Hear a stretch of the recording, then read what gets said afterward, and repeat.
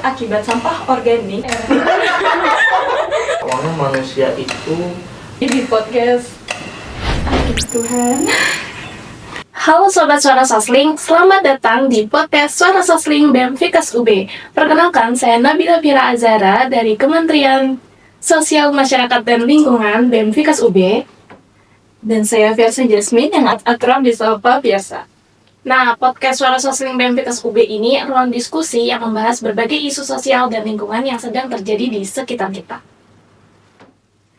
Nah, kalau kalian perhatiin berita di beberapa minggu ini, atau tepatnya di akhir Juni, itu ada sebuah peristiwa yang terjadi di TPA Jatiwaringin, yang dimana api membakar habis 15 hektar lahan dan baru dapat dipadamkan 100% pada hari ke-10. Nah, dari kejadian itu, diduga hal itu terjadi karena gas metana yang menumpuk akibat sampah organik akibat sistem open dumping. Nah, dari sini muncul banyak pertanyaan, apakah ini hanya sebuah kecelakaan atau mungkin ini adalah pertanda bahwa pengelolaan sistem sampah di Indonesia itu sedang tidak baik-baik saja. Nah, maka dari itu, di podcast Suara Sasling hari ini, kita kedatangan narasumber yang sangat berkompeten pada bidangnya. Untuk Mas Junior, mungkin bisa perkenalan diri. Oke, terima kasih teman-teman BEM Fikas ya. Iya, Di bidang sosial masyarakat. Kenalkan, nama saya Abiwan Firman Firdaus, biasa dipanggil Junior di kantor gitu ya. Nah, kebetulan kita juga satu alma mater. Saya juga sedang ambil studi di Departemen Perencanaan Wilayah Kota. jadi nggak usah canggung-canggung gitu ya. Kita buat lebih relax aja ya. Mungkin sebagai intro ya teman-teman, sebelum nanti saya kembalikan ke teman-teman bahwa kalau kita bicara tentang sampah ya, di tempat teman-teman mungkin di kos atau di rumah ya, kita lihat kalau setiap pagi itu ada truk sampah yang datang ke depan rumah atau kos kita, kemudian mengambil kantong sampah yang sudah kita buang, dan kita menganggap bahwa mungkin masalah terkait sampah itu sudah selesai gitu ya, tanggung jawab dari kita, padahal itu awal mulai dari masalah yang kita bikin sendiri.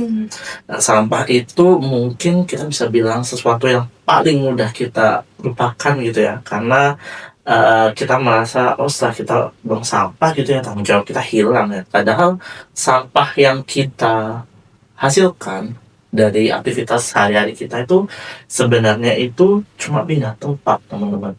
Mungkin pindah ke TPS, atau pindah ke TPA, atau mungkin pindah ke laut gitu ya. Waduh. Ya, padahal itu juga kita juga bisa bilang ya, gak cuma pindah tempat teman-teman, sampah itu bahkan bisa jadi kembali ke diri kita dalam bentuk pencemaran tanah, pencemaran air, atau mungkin malah makanan yang kita konsumsi juga jangan-jangan sampai ke kita lagi ya. Nah, akhirnya saya berpikir bahwa sampah itu sebenarnya bukan awal persoalan, tapi sampah itu akhir dari perjalanan. Karena pada awalnya sebenarnya itu kan manusia itu kan mengambil sumber daya, kemudian kita mengubahnya menjadi suatu produk ya.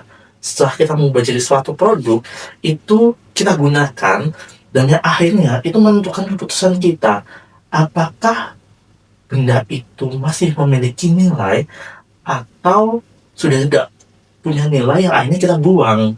Nah, maka dari itu sebenarnya kalau kita bicara tentang sampah, itu adalah hubungan manusia dengan alam, hubungan manusia dengan benda, dan juga mungkin hubungan manusia dengan setiap tindakan itu pasti punya konsekuensi seperti itu. Oke, berarti melihat dari kasus-kasus yang sering terjadi ini ya Mas, dan saya juga membaca artikel TPA itu, itu merasanya sangat relate banget sama yang terjadi saat ini kan, dan selalu terjadi lebih tepatnya. Nah, di salah satu poin itu ada nyebutin kesabaran ekologis gitu. Nah, itu kalau kita ke realitas sekarang ya Mas, itu sebenarnya prinsip ekologis ini tuh menjelaskan ketimpangan tata kelola sampah di Indonesia yang sering banget kolaps kah atau bagaimana? Oke, ini jadi akhirnya sedikit promosi ya. Ya, Boleh dibaca teman-teman. oh ya, ya teman-teman kalau misal berkenan baca mampir di LinkedIn saya, itu saya beberapa kali memang menuliskan artikel tentang lingkungan gitu ya, lingkungan sains dan lingkungan seperti itu. Itu yang tadi Mbak Firsa sebutkan ya, itu terkait TPA dan batas kesabaran ekologis. Kayak baru pernah dengar ya, ekologi ya, batas kesabaran gitu ya. Persoalan sampah itu teman-teman itu dia bukan cuma sekedar limbah, tapi tanda kalau kita ternyata telah melampaui kemampuan dari alam itu sendiri. Nah, saya berpikir bahwa alam itu sebenarnya dia tuh punya ritme, di mana dia bisa menerima limbah, kemudian mengurai limbah itu sendiri ya. Beberapa bahan organik kan kita punya kecenderungan untuk terurai lebih cepat dan relatif lebih mudah gitu ya oleh alam. Dan juga bumi kita, alam kita itu dia bisa memulihkan dirinya sendiri dengan kemampuannya. Tetapi kemampuan itu tidak terbatas. Sekali lagi, kemampuan itu tidak pernah tidak terbatas. Nah, salah satu ekonom mungkin ya kalau teman-teman suka baca buku tentang ekonomi, ada ilmuwan namanya Herman Daly. Dia itu menyebutkan bahwa the economy is a subsystem of defined global ecosystem. Maksudnya apa? Jadi ekonomi itu sebenarnya adalah bagian dari global ekosistem itu sendiri. Nah, itu postulat itu dikembangkan oleh ilmuwan juga yang namanya Meadows, di mana disebutkan bahwa pertumbuhan yang terus meningkat itu pada akhirnya teman-teman itu bertemu dengan keterbatasan bumi. Nah, sehingga ini akhirnya muncul lagi postulat yang disampaikan oleh Rostom, di mana ada istilah mungkin pernah dengar planetary boundaries. Ya, jadi bumi itu punya batas-batas biofisik yang tidak bisa kita lampaui kalau kita ingin menjaga kestabilan dari bumi itu sendiri. Nah, paling gampang ya teman-teman, saya menganalogikannya itu seperti gini. Kalau kita terkait sampah itu seperti kita tabungan gitu ya. Kalau misalkan kita nabung, terus kita menggunakan uang itu tidak sampai dengan limit tabungan kita, sebenarnya aman-aman aja tabungan itu ya. Tapi kalau misalkan ternyata kita nabung itu terus melampaui dari tabungan kita, berarti kan itu nanti ya akhirnya there's something lah, tabungan kita habis ya. Ya sama seperti sampah kita teman-teman. Artinya apa? Mungkin yang tadi sudah diceritakan sama Mbak Firsa atau Mbak Zahra, ya, Mbak Nabila Zahra, itu bahwa kenapa terjadi kebakaran di TPA Jatiwaringin. Kalau saya sih sebagai orang lingkungan ya, saya nggak kaget ya Mbak ya. Saya kaget. Karena kalau misal kita ngerelating dengan apa yang teman-teman pelajari ya di Vickers, bahwa sebenarnya kebakaran TPA itu menurut saya bukan sebuah bencana sih, tapi dia tuh tanda gitu ya, tanda atau gejala. Sama kayak manusia ketika demam itu kan bukan sakitnya, tapi dia tuh juga gejala kan bahwa tubuhnya itu sedang tidak baik-baik saja. Nah, sama seperti itu. Jadi kebakaran itu kita menganggapnya sebagai suatu gejala atau tanda bahwa ini kayak there's something wrong terhadap sistem manajemen pengelolaan kesampahan kita. Mungkin itu ya. Oke, berarti terkait dari itu mungkin kita bisa flashback ke yang Jatiwaringin ini, yang dimana kan katanya ada salah pengelolaan sistem yang open dumping itu. Nah, itu kalau dari lingkungan bagaimana Mas? Soalnya kalau dari kami sendiri itu masih kurang pengetahuannya tentang open dumping ini. Oke, open dumping itu pengelolaan sampah yang terbuka ya. Iya. Di mana gunungan sampah itu terbuka, tidak ada penutupnya gitu ya, sehingga gas metana yang dihasilkan dari proses dekomposisi itu lepas ke alam, dimana kita tahu bahwa metana itu salah satu gas penyebab efek rumah kaca gitu ya. Yang saya cukup berpikir ya, sebagai orang yang mungkin punya waktu yang lama untuk mempelajari tentang lingkungan, itu bahwa sebenarnya kebakaran TPA yang di Jatiwaringin itu bukan masalah yang sekali, maksudnya baru gitu. Itu menurut saya itu kejadiannya berulang. Ada beberapa TPA yang sebelumnya itu juga terbakar gitu di tahun-tahun sebelumnya. Padahal kita menyadari kalau misalnya kita scroll di sosial media ya, atau misalkan di di YouTube gitu ya, di TikTok, itu kayaknya teknologi pengolahan sampah itu semakin maju ya. Iya. Benar. Tapi kok ya TPA-nya tetap Ada apa ini? Ini kan ada suatu gap ya. Gap, kenapa ini kok bisa terjadi gitu ya?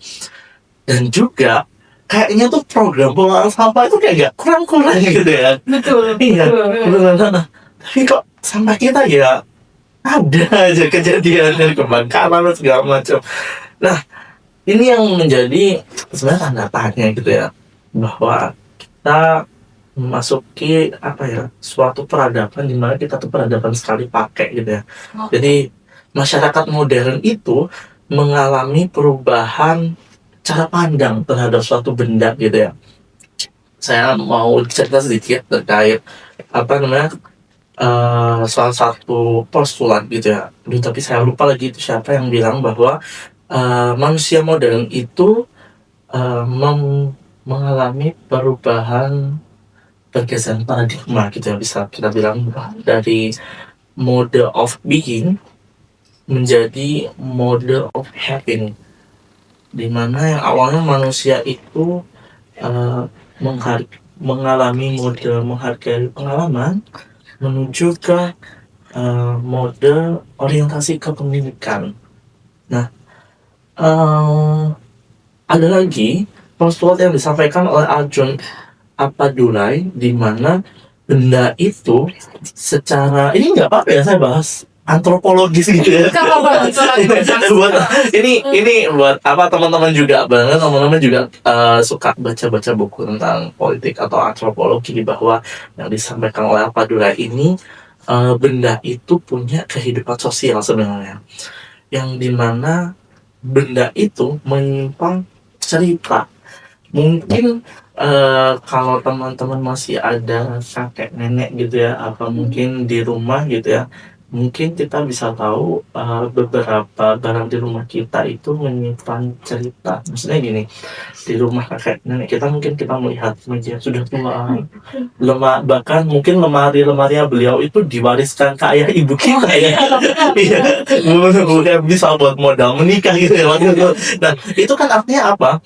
Bahwa sebenarnya meja itu punya cerita. Dia sebagai saksi bisu bahwa terjadi perjalanan hidup dari suatu keluarga di atas meja makan pun sama dengan lemari atau sofa yang ditinggalkan terus diteruskan, atau mungkin nih jangan-jangan bajunya teman-teman dilungsurin ke adiknya. Dan itu kan juga jadi bagian dari suatu cerita bahwa benda itu punya histori gitu ya. Sehingga ini dilanjutkan oleh Kopitov bahwa akhirnya benda itu seakan-akan punya biografi gitu ya. Dan sama seperti halnya manusia juga memiliki kelestarian hidup gitu ya. Jadi saya berpikir bahwa kalau tadi sebelumnya kita menyampaikan hubungan manusia dengan alam, nah sekarang ingin saya highlight adalah hubungan manusia dengan benda, di mana sebenarnya ya itu nggak ada bedanya kayak manusia dengan hubungan persahabatan gitu ya. Kita itu bisa punya hubungan persahabatan yang kuat karena dibangun oleh waktu, dibangun oleh pengalaman seperti itu ya. Banyak ternyata setelah saya saya mengapati bahwa kita itu masuk ke dalam peradaban sekali pakai gitu ya. Banyak benda itu yang ternyata itu belum sempat punya cerita, tapi diganti dengan model yang baru. Iya nggak teman-teman? Betul. Ini kan iya. Jadi ada nggak salah kalau misalkan ada mungkin seorang ilmuwan yang ada di Eropa gitu ya, Helmut Rosa itu menyampaikan bahwa masyarakat kita itu mengalami percepatan akselerasi ya, dimana yang kata Thomson, kalau kita tarik benang merahnya ya, akhirnya tuh sampah itu sebenarnya bukan sifat suatu benda, tapi status yang kita sendiri berikan terhadap benda kalau benda itu sudah nggak bernilai. Itu mungkin asal usul sampah ya dari sisi antropologi gitu ya. Sehingga kita bisa tahu ternyata kenapa sih TPA di Waringin itu kebakaran gitu kan. gitu. Oke. Ini maksudnya udah kayak HP keluaran baru yang tiap tahun ganti terus itu. Benar, ini lebih limbah aja jadi sampah gitu tuh, sampah elektronik. Tapi terkadang manusia itu ada juga yang cenderung menyimpan barang-barangnya terus-menerus gitu, Mas. Kayak jadi misal dikasih sama teman dan dia menganggap barang itu kan berharga. Jadi ini baliknya kayak yang kakek nenek tadi. Oh gitu, oke. Jadi sampahnya kan numpuk terus tuh karena dia mikir ini kepake, ini berharga, padahal sebenarnya nggak kepake itu. Oh ya, oke. Itu sebenarnya itu masuk, kalau misalnya barang-barang ini dibuang, itu masuknya ke sampah rumah tangga atau bukan? Iya. Kalau sampah itu kan dibagi jadi dua ya. Kalau di peraturan kita ada sampah rumah tangga dan sampah sejenis sampah rumah tangga gitu ya. Yang dihasilkan kalau dari aktivitas kita sehari-hari nih, itu ya namanya sampah rumah tangga. Tapi kalau sampah sejenis sampah rumah tangga itu mungkin yang dihasilkan dari aktivitas yang di luar aktivitas sehari-hari, misalkan produksi dari skala rumah tangga dan lain sebagainya. Ini mau lanjut ke pertanyaan ini nih, yang sampah rumah tangga sebenarnya. Oke, siap. Tapi ini lebih ke sampah organik. Karena menurut data yang aku baca sendiri ya, Mas, kalau nggak salah, sampah rumah tangga itu sendiri, dia itu penyumbang paling besar kan, almost 70%. Oke. Nah, itu kan udah banyak juga ya, Mas, kampanye tentang pengolahan sampah segala macamnya ke rumah-rumah, kampus, dimanapun itu selalu ada. Tapi masyarakat kita sendiri ini terkadang masih sulit untuk mengimplementasikannya. Nah, menurut Mas sendiri, sebenarnya apa sih yang bikin mereka itu sulit untuk mengimplementasikan sampah-sampah ini, mungkin di sampah organik, non-organik, karena orang-orang itu masih membuang sampah sesuka-suka mereka aja. Yang penting ada tempat sampah, langsung buang gitu. Kan biasanya kayak udah ada pemilihan, kayak ini tempat sampah khusus organik, yang ini tempat sampah khusus anorganik gitu. Tapi beberapa masyarakat tuh masih ya udah buang aja, yang penting di tempat sampah seperti itu. Oke. BTW Jepang itu butuh 40 tahun teman-teman untuk membela sampah. Ya. Saya jadi berpikir bahwa sebenarnya itu mindset masyarakat kita itu terbatas di sampah itu benda yang rusak gitu ya. Padahal sampah itu harusnya dia itu secara definisi ya, dia itu adalah material yang sudah kehilangan nilai. Jadi kenapa masyarakat seperti itu ya, karena cara pandang kita sudah berubah, dimana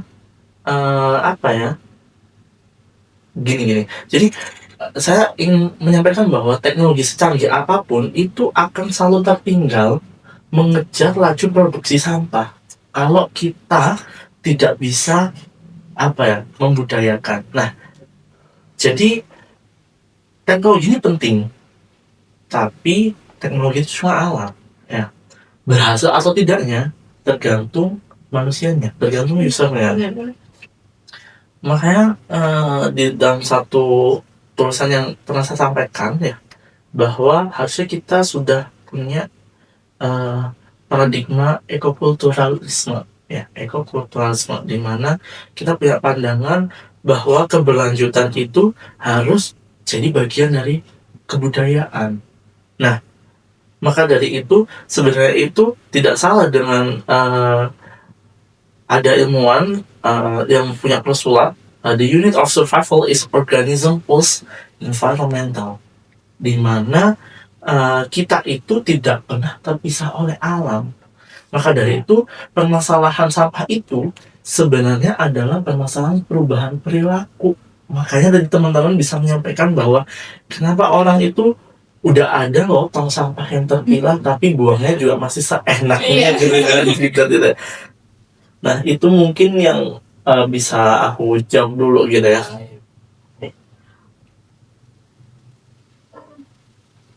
Oke, karena tadi udah menyinggung beberapa hal terkait peraturan yang sudah ada, tapi kemudian masih banyak yang belum bisa mengimplementasikannya gitu ya. Nah, dari pemerintah sendiri itu kan udah apa itu memberikan regulasi terkait pengolahan sampah ya, termasuk yang ada di Undang-Undang Nomor 18 Tahun 2008. Nah, dari Mas sendiri nih, menurut Mas sejauh mana regulasinya itu udah bisa menjawab persoalan di lapangan gitu? Oke, kalau kita berbicara regulasi ya, regulasi itu kita juga bicara hukum ya. Benar. Hukum itu dibuat memaksa dan mengikat. Kalau teman-teman masih ingat ya.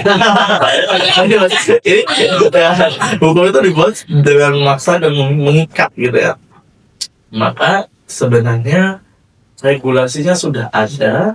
Yang perlu kita tingkatkan adalah bagaimana penegakan hukumnya, law enforcement-nya gitu ya. Iya. Itu yang perlu ditegakkan, karena ketika teknologi sudah ada nih, berarti problemnya bagaimana kita mengimplementasikannya. Programnya sudah banyak, berarti bagaimana kita PR-nya mengemas agar masyarakat itu mau menerima. Nah, kalau regulasi hukumnya sudah ada, berarti kata kuncinya adalah bagaimana hukum itu bisa ditegakkan. Seperti itu kan, terkait permasalahan apapun itu, tidak hanya sampah, tapi permasalahan lingkungan ini juga seperti itu. Maka dari itu, ketika teman-teman mahasiswa ini telah membantu kami ya dalam berbagai kegiatan teman-teman Tridharma Perguruan Tinggi, baik itu penelitian, pendidikan maupun pengabdian masyarakat gitu ya, khususnya terkait lingkungan ya, lingkungan sampah. Nah, tinggal kita di pemerintah ini merasa terbantu dengan apa yang sudah teman-teman lakukan, itu nanti teman-teman bisa apa ya, membantu kami juga mensosialisasikan sekalian gitu loh. Oh, ini hukumnya sudah ada. Nah, kami yang di pemerintahan selain di tugas untuk peningkatan kapasitas, kemudian kami fungsinya juga di pengendalian pencemaran, kemudian di penegakan hukum, di pengelolaan. Nah, kami juga sudah waktunya untuk menggunakan instrumen hukum ini untuk bisa menegakkan bahwa lingkungan itu kita bicara keberlanjutan seperti itu. Oke, berarti sebenarnya tuh regulasi itu udah tersedia, tapi implementasinya tuh masih memerlukan penguatan dari berbagai aspek seperti itu ya. Ya. Nah, tentunya tuh keberhasilan pengelolaan sampah itu kan juga dipengaruhi oleh ketersediaan sarana dan prasarana juga ya, Mas. Nah, keterbatasan kapasitas TPA, TPS maupun TPS 3R itu kan masih jadi persoalan yang banyak di daerah-daerah itu. Nah, permasalahan utamanya tuh terletak di keterbatasan infrastruktur, pembiayaan, tata kelola, atau justru koordinasi antar pemangku kepentingan kira-kira. Menurut saya kombinasi. Kombinasi ya mas saya. Iya. Tapi sebenarnya sekali lagi itu adalah mindset kita ya. Mindset kita, dan itu hubungannya dengan perubahan perilaku. Saya ingin kembali kepada mungkin apa yang pernah dijelaskan oleh David Abraham ya, bahwa kita menjadi manusia itu justru karena hubungan kita dengan dunia di luar diri kita, gitu ya. Tapi dengan modernitas yang ada saat ini, itu membuat hubungan kita itu jadi jauh. Kita nggak pernah mikir secangkir kopi itu secangkir kopi yang kita minum itu lahannya itu dulunya seperti apa. Kayaknya kita nggak pernah mikir sejauh itu kan ya. Terus kita nggak pernah mikir bahwa baju yang kita pakai itu perlu air seberapa banyak untuk bikin itu ya. Iya benar. Artinya apa? Jangan-jangan kita yang ada di sini kita nggak tahu nih sampah kita itu kemana berakhirnya. Sebelum kita jauh-jauh ngomongin infrastruktur nih atau regulasi, jadi kita sendiri nggak tahu ya. Analogi paling gampangnya itu mungkin sampah itu kayak bayangan ya. Kita kemanapun kita berjalan, dia itu akan mengikuti kita. Mungkin teman-teman kalau tahu hukum termodinamika gitu ya, kalau istilah lain seperti itu kan kayak hukum termodinamika 2. Jadi kita itu setiap yang kita lakukan, setiap kita produksi itu akan menghasilkan yang namanya sisa gitu. Sisa. Dalam hal ini sisa itu mungkin bisa panas, bahkan sampah yang kita hasilkan. Artinya apa? Kita nggak bisa kita tidak bisa melawan hukum termodinamika 2 gitu ya, seperti itu. Karena itu sudah bagian dari bagian dari sunatullah atau yang kita sudah alami gitu ya. Jadi kita sekalipun tidak melihatnya sampah itu, tapi akan terus ada, sama seperti bayangan kita. Setiap tindakan kita itu akan meninggalkan jejak, baik itu kita menggunakan sumber daya seperti air, energi, material tertentu, atau bahkan juga emisi. Persoalannya itu bukan lagi sebatas jejaknya, tapi karena kita nggak sadar kalau itu ada gitu ya. Jadi saya mengingatkan bahwa manusia modern itu sebenarnya punya tanggung jawab yang jauh lebih besar, karena dampaknya ini dapat dirasakan oleh generasi setelahnya gitu ya. Bahkan generasi yang mungkin belum lahir gitu ya. Oleh karena itu menurut saya itu persoalan terkait lingkungan, persoalan terkait sampah itu tidak terbatas oleh harus infrastruktur, harus regulasi, tapi juga kita membangun budaya bahwa budaya itu yang membuat setiap orang itu harus sadar keputusan kecil itu selalu meninggalkan jejak ekologis. Nah itu yang penting teman-teman. Oke. Berarti untuk persoalan fasilitas tuh bukan menjadi masalah yang utama gitu ya. Oke. Dari keberhasilan pengelolaan sampah itu kan juga memerlukan keterlibatan seluruh pihak ya, dari pemerintah dan juga produsen dan juga masyarakat. Nah, untuk pembagian peran sendiri nih, saat ini tuh sudah berjalan secara proporsional atau belum sih Mas menurutnya? Untuk pembagian peran itu sendiri sebenarnya kalau proporsional atau tidak itu kan sangat subjektif ya Mbak ya. Iya benar. Saya ada cerita menarik mungkin ini yang juga jadi pelajaran teman-teman terkait pengelolaan sampah. Jadi kenapa di suatu wilayah itu benar wilayah bersih ya, benar wilayah bersih, tapi jadi ternyata bersih itu karena ada pelayanan pengangkutan sampahnya gitu ya. Dan pemilahan itu dilakukan di TPS atau TPS 3S-nya, bukan di rumahnya. Jadi kita buang sampah ya udah kita orangnya bersih dan lingkungan kita. Padahal sebenarnya yang memilah sampah itu di TPS 3S-nya. Padahal di mandat regulasi yang kita punya ya, itu pemilahan sampah itu harus dari sumber. Sumber itu kita gitu ya. TPS 3R itu berarti hilir kan. Jadi kan apa? Infrastruktur udah ada, tapi pemilahan sampahnya nggak dari sumber, ya nggak dari hulu, malah dari hilir gitu ya. Ada lagi kejadian yang lucu gini. Teman-teman pernah tahu bank sampah ya? Tahu.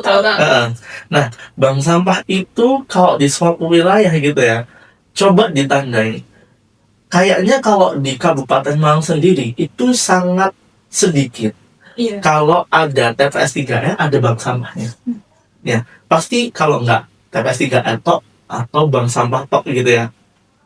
Padahal dari undang-undang dua-duanya bank sampah, kalau bank sampah itu kan berarti juga yang bernilai kan. Yang bernilai baik itu skema sedekah sampah ataupun skema itu dijual lagi dan menjadi tabungan buat orang-orang yang ini ya. Yang di TPS 3R kan nggak dapet. Iya. Pendapatnya berkurang. Mm. Akhirnya ya tadi ini salah satu nggak sinkron. Kalau sama kita banyak banget yang belum tertangani. Ada lagi yang lucu antara TPS dan bank sampah ini dengan pemulung. Oh, jadi infrastruktur udah ada nih, udah ada tempat sampahnya udah dipilah, masyarakat udah milah. Yang punya ini diambil duluan sama pemulung jam 2 pagi. Terus orang TPS 3R atau orang bank sampah mau ngikut jam 5 subuh. Waduh, sampah gua mana ya? Ketinggalan sih dia. jadi rebutan satu. Jadi rebutan sampah. Nah, itu yang aneh teman-teman. Jadi kalau tadi dibilang apakah pembagiannya sudah proporsional atau tidak, ternyata di lapangan jadi banyak dinamika. Saya nggak bisa. Makanya itu sangat subjektif banget. Nah, itu yang kita perlu pahami bahwa sebenarnya dalam menyikapi suatu fenomena gitu ya, kita harus tahu batasan peran kita gitu, sebenarnya peran kita, bagaimana kita menghasilkan suatu keputusan yang kita ambil nantinya itu benar-benar dipertimbangkan untuk kita tidak bisa menghindari resiko itu akan selalu ada di depan mata dan punya konsekuensi, tapi bagaimana kita meminimalisir itu yang akhirnya ketemu jalan tengahnya, win-win solution seperti itu. Oke, baik. Ngomong tadi soal rebutan sampahnya, aku tuh jadi kayak kepikiran gitu kan, Mas. Kalau misalnya nih di Indonesia sendiri nih, kita buat mekanisme untuk pengawasan dan pemberian sanksi terhadap pelanggaran di bidang persampahan. Itu tuh efektif nggak menurut Masnya ini untuk mendorong perubahan perilaku masyarakat itu sendiri? Harusnya sejalan ya dengan apa yang dilakukan. Jadi kalau kita merasa infrastruktur sudah dibangun, kemudian jadi kan kalau kita bicara tentang suatu perubahan perilaku ya, itu kan ada banyak intervensi ya, mungkin lewat infrastruktur masuk. Apa ada infrastrukturnya mungkin orang sudah mau memilah sampah, atau mungkin teknologi masuk gitu ya. Iya. Nah, atau mungkin lewat pendekatannya lain, program masuk, program peningkatan kapasitas. Saya contohkan gini nih, kayak tadi udah disampaikan teman-teman nih, ya udah kita upayakan tempat sampahnya terpilah jadi 2 gitu ya. Kalau ini sama orang nih, berarti kan infrastrukturnya masuk nih gitu, atau mungkin ngadain bank sampah atau di TPS 3R ada dulu, mungkin orang-orang sudah mau ikut pelayanan gitu. Lalu mungkin lewat teknologi, misalkan kita ini aja ada MRF itu untuk teknologi pengolahan sampah terutama di pemilahan ya. Itu teknologinya masih belum, barangkali orang sudah kesadaran gitu. Atau mungkin lewat program intervensi lewat program, misalkan peningkatan kapasitas, tiap hari dikasih pencerdasan lewat media sosial, lewat grup WA gitu ya, orang-orang dikasih pelatihan untuk pelatihan memilah sampah, membuat kompos gitu ya. Nah, kalau itu sudah dilakukan, harusnya intervensi terkait penegakan hukum itu sejalan. Tetapi penegakan hukum itu kita bilangnya ya itu yang paling terakhir, koersif itu yang paling terakhir. Karena kalau misal kita sudah di tahap kita memberikan edukasi, kemudian kita sudah melakukan mitigasi, kita sudah melakukan rehabilitasi, maka cara-cara koersif itu atau sesuatu yang memaksa itu nanti yang diusahakan yang paling terakhir lah. Seperti itu, oke. Kalau ini, misalnya nih, untuk kondisi pengelolaan sampah itu nggak bisa tertangani dari 5-10 tahun ke depan nih. kira-kira resiko apa sih yang sebenarnya yang harus kita antisipasi gitu? Kalau resiko yang bisa kita antisipasi ya kita memulai dari kita sendiri dulu.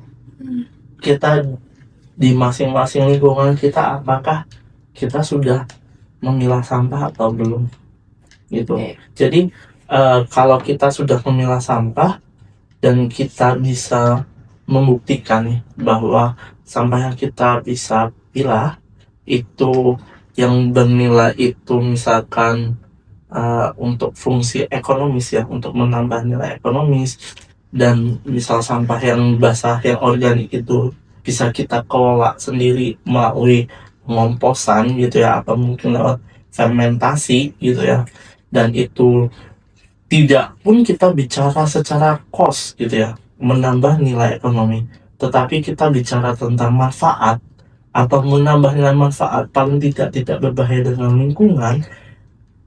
Nah, setelah kita berbuat, baru kita bisa share ke teman-teman, kita bisa menginfluence lewat intervensi apapun, sosial media, dan sosial lain, dan yang sebagainya. Oke. Jadi kita kan dari tadi udah bahas yang berat-berat nih Mas ya. Iya. Yang kayak, waduh sampah banget nih udah. Mungkin ada nggak sih Mas di Indonesia ini yang contoh pengelolaan sampahnya itu udah bagus di daerah mana gitu? Kalau yang sudah bagus, saya rasa saya belum menemukan yang itu ya. Kalau di Indonesia ya, kalau di Indonesia saya rasa saya belum menemukan. Kalau saya bicara yang di luar negeri gitu ya, Iya. di luar negeri yang bisa saya ceritakan di Jepang gitu ya, di negara yang maju, negara yang berpendapatan tinggi gitu ya, di Qatar, Bahrain, China, itu mereka sudah intervensinya di tingkat teknologi. Maksudnya sampah itu terutama untuk sampah-sampah yang anorganik ya, yang anorganik itu mereka menggunakan teknologi thermal untuk diubah menjadi energi atau waste to energy gitu. Nah, tetapi di tingkat masyarakatnya mereka sudah memilah gitu. Nah, sedangkan di Indonesia, jadi kita pendekatannya lebih ke bagaimana membangun peradaban lewat budaya gitu ya, yang kita susah-susah payah. Jangan pun bangun budaya, untuk investasi teknologi kayaknya kita masih hidup segan mati tak mampu. Jadi beberapa daerah punya teknologinya, tetapi dengan sampah yang kita hasilkan dalam kondisi tercampur, ketika itu diolah dengan teknologi gitu ya, katakanlah sistemnya RDF, itu dia ternyata tidak bisa digunakan, terutama di off-taker karena nilai kalornya kecil gitu ya, akibat di dalamnya terdapat kelembapan atau kadar air yang masih tinggi di dalam produk yang dihasilkan dari RDF itu tadi. Jadi belum tahu di Indonesia. Ya. Masih jauh mungkin ya. Iya, maksudnya.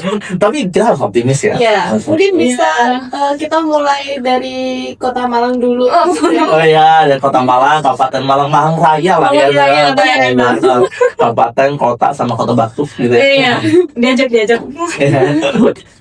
Iya, soalnya di masyarakat sekarang ini kan masih banyak orang skeptis yang kalau misalnya kita kasih edukasi atau apapun itu, mereka tuh banyak mikirnya, cuman aku sendiri yang kerja, emang yang lain juga ngelakuin hal yang sama. Nah, banyak yang gitu. Jadi kan sebenarnya efek dominonya balik lagi jadi gede kan Mas? Iya, benar. Nah, mungkin nih Mas, kita agak berandai gitu kali ya. Misal nih Mas punya suatu wewenang yang kita skala kecil aja kali ya, di Kabupaten Malang ini dulu. Itu apa yang mungkin menurut Mas nih bisa digunakan, atau apa ya bahasanya itu, kebijakan atau suatu upaya yang bisa dilakuin untuk membuat Kabupaten Malang ini jadi pengelolaannya lebih baik gitu? Oke. Yang pertama yang ingin dilakukan itu sebenarnya bagaimana kita membangun suatu sistem bahwa kita menumbuhkan kesadaran masyarakat itu sendiri, ya. Abraham Maslow itu punya teori motivasi gitu ya. Iya. Ada beberapa teori motivasi yang salah satunya itu bagaimana itu memenuhi rasa fisiologis. Kenapa orang mau berbuat sesuatu? Ya, karena untuk memenuhi fisiologis. Nah, sampai ke tingkatan yang paling atas, yang paling puncak adalah bagaimana orang melakukan sesuatu itu karena penghargaan. Ya, mungkin teman-teman pernah tahu ya. Nah, maka dari yang sudah ada itu, saya pengen implementasiin. Kira-kira pendekatan apa yang cocok terhadap karakteristik suatu masyarakat? Karena masyarakat antara yang di Ampel Gading itu pasti beda dengan yang di Kasembon. Iya. Ya, yang di Lawang beda sama yang di Donomulyo. Nah, yang di gunung beda sama yang pesisir, yang di desa beda sama yang di kota. Nah, kita harus cari tahu dulu intervensi apa yang bisa dilakukan. Sembari kita juga mendorong bagaimana teknologi itu bisa masuk, bagaimana program itu bisa masuk, bagaimana infrastruktur itu masuk. Sehingga kalau misalkan ini sudah ketemu petanya, kita bikin kerangka konsepnya itu dan bisa akhirnya dituangkan dalam kebijakan, mungkin lewat surat edaran, surat keputusan, atau regulasi-regulasi yang lain yang itu nantinya tidak hanya bersifat himbauan saja, tetapi itu menjadi yang mengikat dan memaksa seseorang untuk melakukan sesuatu. Inti konteks adalah bagaimana mengolah sampah itu sendiri dan sumbernya. Dan kebetulan nih Mas, kami kan dari Fakultas Ilmu Kesehatan. Nah, kami kan di sini bukan cuma belajar tentang penyakit, tapi juga promosi kesehatan dan pemberdayaannya ke manusia, ke masyarakat. Nah, kalau menurut Mas sendiri, ada nggak sih peran konkret atau yang paling relevan deh, yang bisa langsung kita beri ke masyarakat, kita eksekusi sebagai mahasiswa kesehatan yang ikut turun tangan untuk intervensi ini? Oke, yang pertama yang bisa teman-teman lakukan menurut pandangan saya ya, karena saya pernah jadi teman-teman dan saat ini saya juga sama seperti teman-teman ya gitu. Adalah kita tahu dulu bahwa sampah yang kita hasilkan itu karena apa gitu ya, karena apa. Seperti yang tadi kita sampaikan bahwa sampah itu kan akhirnya kehilangan nilai gitu ya, dari sisa-sisa aktivitas kita, dan itu tidak bisa dihindari. Nah, dari sampah yang kita hasilkan, bagaimana kita memahami bahwa karakteristik sampah ini seperti apa? Apakah sampah ini itu basah atau kering? Apakah sampah ini organik ataupun anorganik gitu ya? Kalau saya bisa flashback sedikit bahwa teman-teman tahu nggak kenapa plastik itu dibuat? Untuk wadah. Iya, kenapa? Itu wadah. Itu wadah. Jadi plastik itu dibuat dulunya untuk mengurangi deforestasi, teman-teman. Iya. Nah, karena teman-teman tadi sudah bilang bahwa plastik itu kan wadah ya. Wadah itu kan kita asumsinya adalah yang tahan lama, yang kedap air gitu ya. Nah, kalau orang sebelum ada plastik itu masih pakai bahan yang dasarnya kayu, pulp gitu ya. Ini kertas. Setelah ada plastik, penebangannya ini deforestasinya berkurang. Tapi akhirnya plastik yang sifatnya ini lebih cenderung persisten gitu ya di alam, karena pelimpahannya semakin banyak, itu akhirnya mencemari gitu ya. Maka dari itu kan berarti adalah penyebabnya adalah dari kita sendiri, konsumsi itu ya. Nah, setelah kita tahu karakteristik material, kita balik lagi ke kita tahu karakteristik materialnya. Oh, berarti sampah organik itu sampah yang dari makhluk hidup gitu ya. Makhluk hidup dia itu relatif cepat untuk diuraikan dan relatif mudah diuraikan. Dan sampah anorganik gitu ya. Kalau sampah organik adalah sampah yang terbuat dari mungkin ada campuran atau intervensi secara chemical atau fisikal gitu ya, yang itu butuh waktu yang lama untuk diuraikan dan juga dia cenderung lebih sulit diuraikan. Nah, kita melakukan pemilahannya itu, setelah itu kita kelola, kita apakan sesuai dengan daya kemampuan kita gitu ya. Oh, yang organik bisa kita komposkan, bisa lewat fermentasi. Kalau yang anorganik karena dia masih punya nilai jual, mungkin karena kita tidak bisa, kita bisa menjual di bank sampah atau sedekah sampah gitu ya. Sehingga kalau misalkan sudah tahu, ketika teman-teman nanti punya program di organisasi teman-teman masing-masing atau mungkin di kegiatan itu, kita menyampaikannya enak gitu. Oh, kita mau bikin suatu sistem yang baru, kita mau bikin bank sampah, kita sudah tahu, oh sampah kita tuh harus ditreatment seperti apa gitu, supaya nanti kita menyampaikan ke masyarakat itu juga enak. Dan saya yakin kalau teman-teman Prompus jauh lebih jago lah ya. Sudah sekelas penyuluh gitu ya. Ya. Ya, tapi kalau dibalik lagi ke awal tadi ya Mas, kan kita awalnya pakai bahan alami nih sebagai wadah, terus sekarang kita pakai plastik, dan sekarang nih kan lagi diusahain untuk balik lagi ke mode awal tuh, yang beberapa campuran plastik itu yang dari singkong segala macamnya itu kan. Nah, mungkin Mas sendiri ada nggak kira-kira ide inovasi gitu? Yang agak mirip nih. Berat ya. Jadi ini adalah pentingnya ketika kita terus merasa bahwa kita harus harus belajar gitu ya. Belajar karena ternyata dengan keterbatasan kita itu, ternyata kita belum sepenuhnya memahami bahwa alam itu punya misteri gitu ya. Sekalipun kita hidup di kecenderungan era sekarang tuh, kita sudah selesai dengan masa penasaran kita terhadap alam gitu ya. Tapi ternyata banyak banget hal yang tidak kita ini kan ya.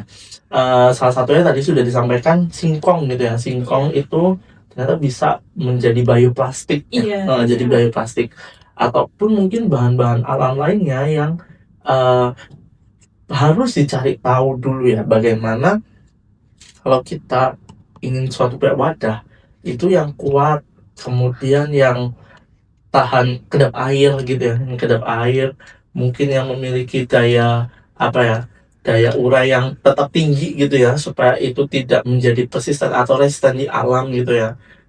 Dan mungkin ada banyak bahan lain selain misalkan dari starch apa ya, tepung gitu ya, tepung atau kalau glukos kok terlalu ini ya, polisakarida, kita bilang polisakarida yang mungkin senyawa yang kompleks untuk menyusun suatu material itu gitu. Jadi masih banyak hal yang dengan keterbatasan kita harus tetap belajar bareng gitu ya. Ini ngeles banget ya jawabannya.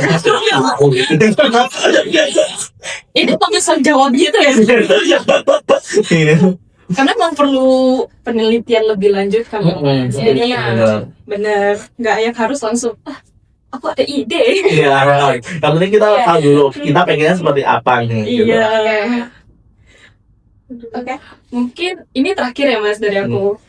Itu golden statement untuk para penonton sekalian. Oh ya, kalau golden statement tadi aku udah nyatet beberapa sih di sini. Kayaknya panjang ya. Kalau tulis sih.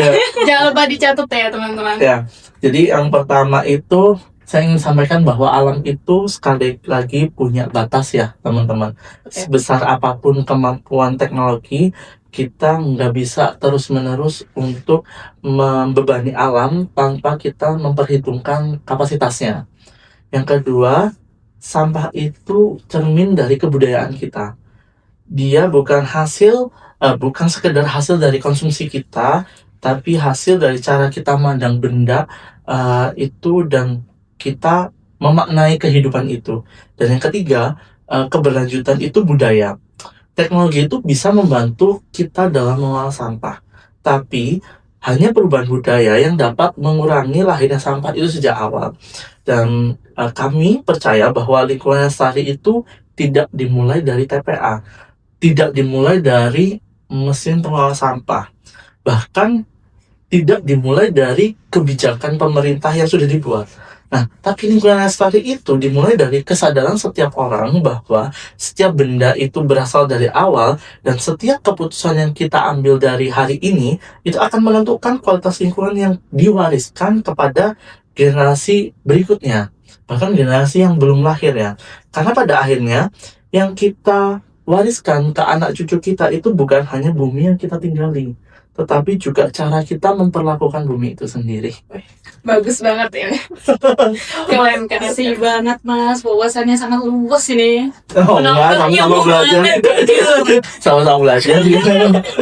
Nah, sebelum kita benar-benar mengakhiri podcast ini nih, kita bisa nih ada sesi rapid question. Jadi nanti Masnya bisa jawab singkat-singkat gitu. Oke, 3 kata yang paling menggambarkan kondisi pengelolaan sampah di Indonesia saat ini.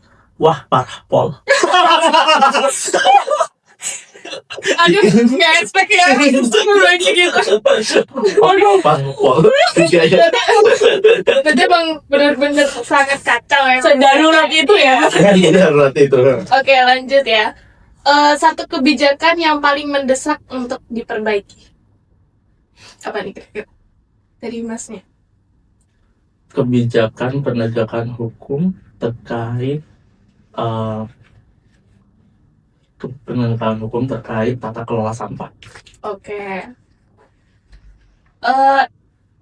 Menurut Masnya nih, yang lebih penting itu memperkuat pengelolaan di hilir atau mengurangi sampah dari hulu? Mengurangi sampah dari hulu. Kenapa tuh kira-kira? Karena hilir juga punya keterbatasan, sehingga itu harus diantisipasi dari hulunya, dari sumber sampahnya. Oh, gitu. Jadi sebelum kita melakukan 3R ya, 3R itu ada rethink dulu, kita berpikir ulang dulu. Oh, ini bisa nggak? Ini bakal menghasilkan sampah nggak? Kalau ini menghasilkan sampah, kita refuse, kita tolak. Baru ke reduce, recycle. Oke. Gitu. 5R jadi 5R. Tadi udah mau jawab ya. Padahal gue spontan banget tuh. Oke, satu kebiasaan sederhana yang seharusnya mulai dilakukan setiap masyarakat mulai hari ini. Memilah sampah. Oke, jadi kalian kalau mau buang sampah harus dipilah dulu ya guys, jangan langsung Nah. asal dibuang. Ini yang ngomong di sini saya udah milah sampah loh. Saya nggak tahu apa teman-teman. Saya udah milah sampah loh. Beneran. sadar diri sih kami. Kalian jangan skeptis ya teman-teman.